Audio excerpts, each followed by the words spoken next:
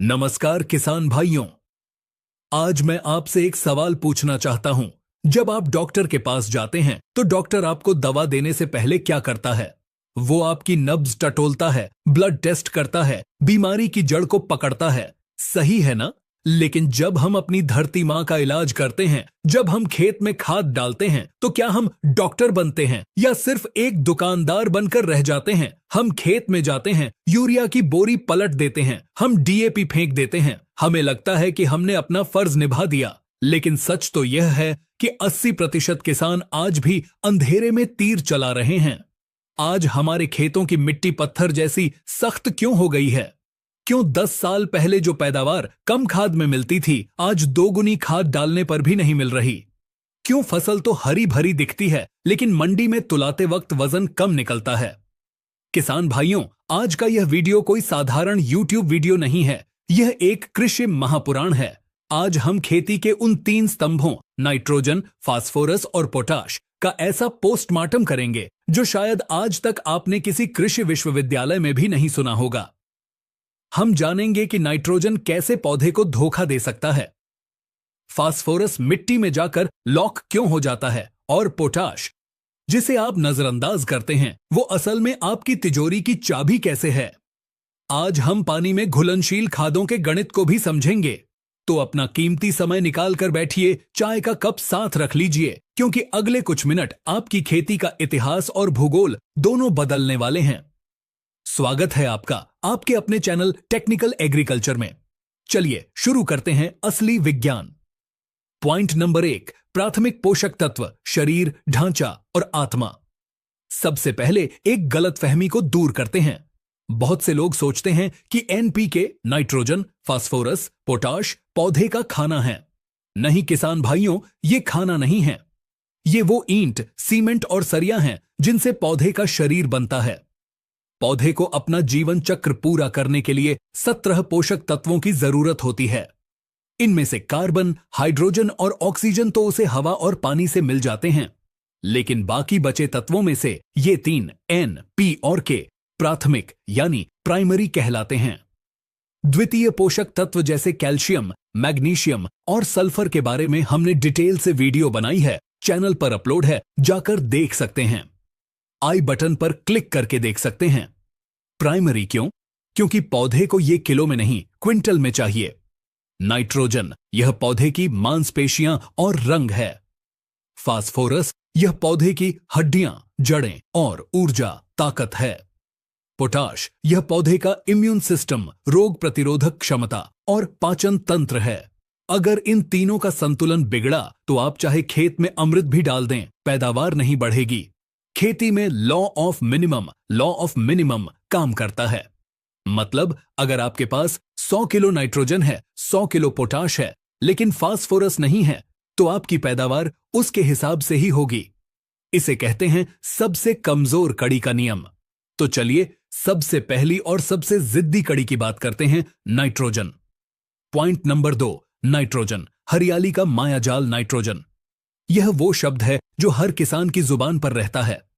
Urea की कमी होते ही हाहाकार मच जाता है, लेकिन क्या आप जानते हैं नाइट्रोजन असल में करता क्या है?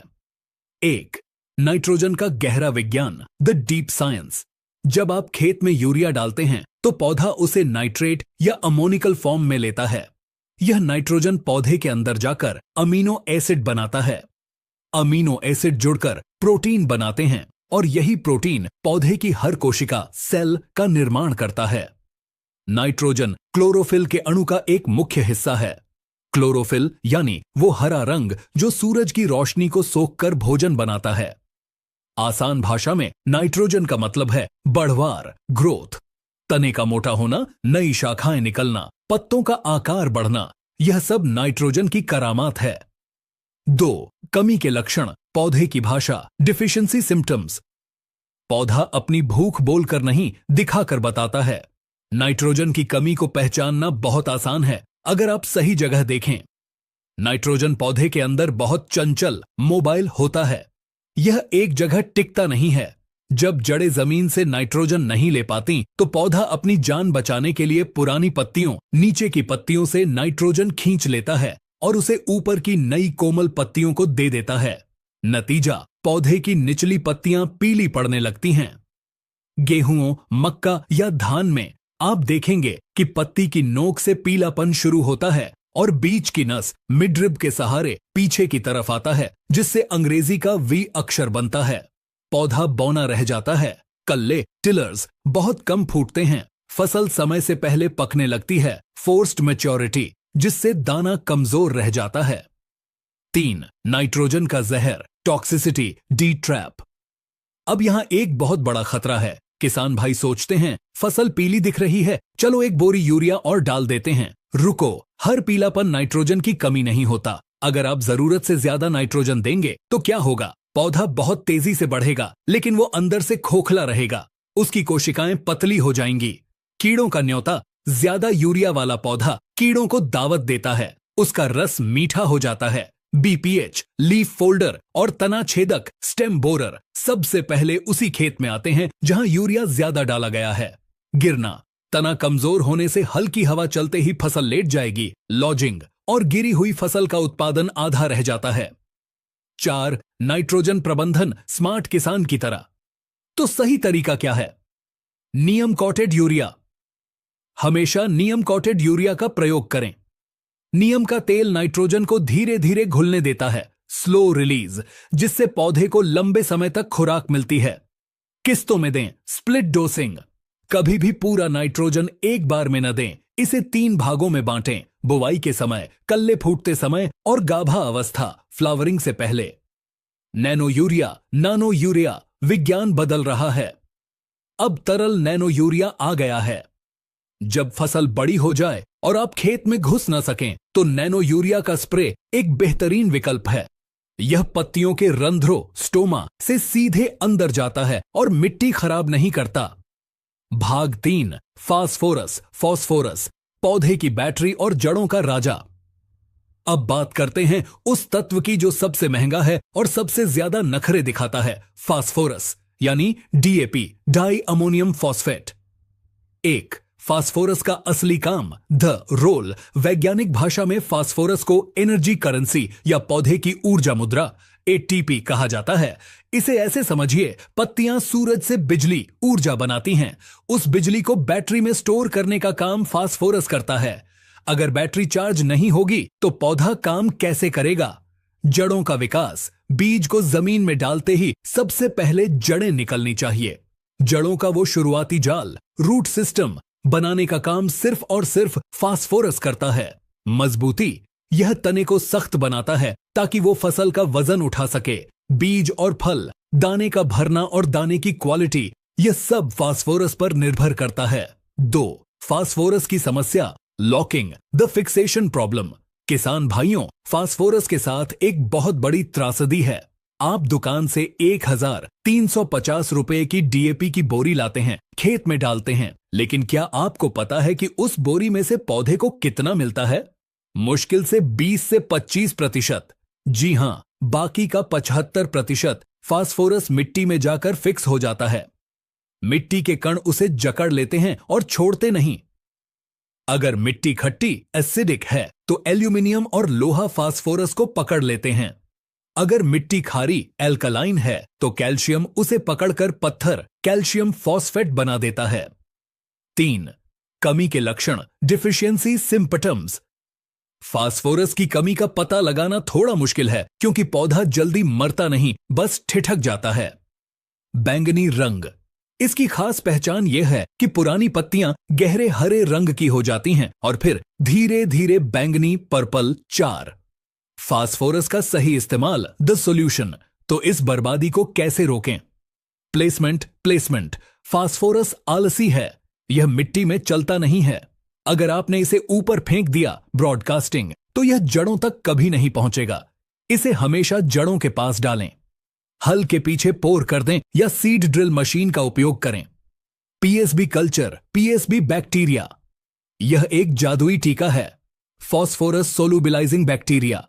50 रुपए की यह शीशी खेत में पड़े बेकार फिक्स्ड फास्फोरस को घोलकर पौधे को उपलब्ध करा देती है।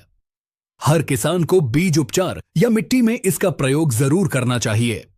विकल्प, अगर डीएपी महंगा लग रहा है या मिल नहीं रहा तो एसएसपी सिंगल सुपर फास्फेट का प्रयोग करें। इसमें फास्फोरस कम है लेकिन सल्फर और कैल्शियम मुफ्त मिलता है जो इसे डीएपी से बेहतर बनाता है। पॉइंट नंबर 4, पोटाश पोटासियम, वो हीरो जिसे कोई नहीं पहचानता। अब आते हैं तीसरे महारथी पर, पोटाश। भारतीय किसान पोटाश के साथ सौतेला व्यवहार करता है। उसे लगता है अरे मिट्टी में पोटाश तो बहुत है, डालने की क्या जरूरत। यह सोच आपको लाखों का नुकसान करवा रही है। पोटाश पौधे का क्वालिटी कंट्रोलर और ट्रैफिक पुलिस दोनों है। 1. पोटाश क्या करता है? डिटेल्ड फंक्शन, स्टोमेटा का कंट्रोल।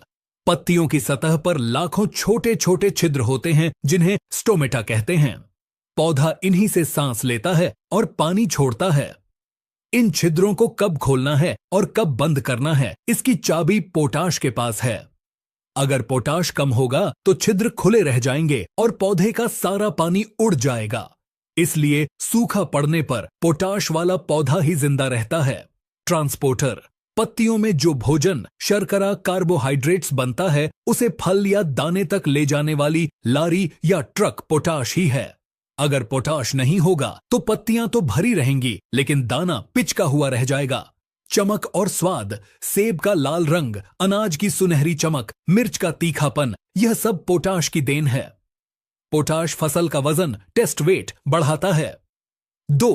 कमी के लक्षण, छुपी हुई भूख, हिडन हंगर।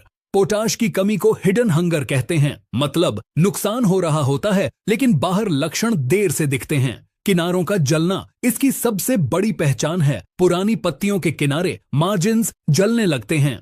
ऐसा लगता है जैसे किसी ने माचिस की तीली से पत्ती के बॉर्डर को जला दिया हो। स्कोर्चिंग, सिकुड़ा हुआ दाना, बालियों में दाने पूरे नहीं भरते, दाने का आकार छोटा बड़ा होता है। बीमारियों का हमला, जिस खेत में पोटाश कम होगा वहां फंगस और बीमारियां सबसे ज्यादा लगेंगी। 3. कौन सा पोटाश डालें? Red versus white. बाजार में पोटाश 2 रंगों में आता है। किसान अक्सर कंफ्यूज रहते हैं। एमओपी लाल पोटाश, यह म्यूरेट ऑफ पोटाश है।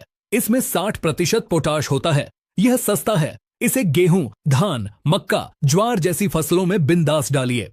एसओपी सफेद पोटाश, यह सल्फेट ऑफ पोटाश है।